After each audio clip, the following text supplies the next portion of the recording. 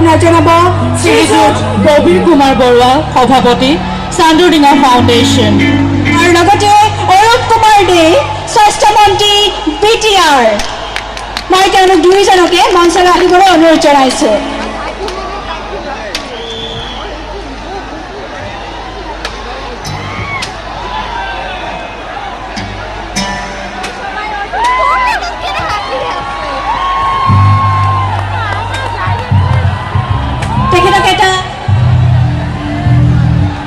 তেখেতক এটা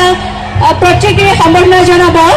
অৰূপ কুমাৰ দে স্বাস্থ্যমন্ত্ৰী BTR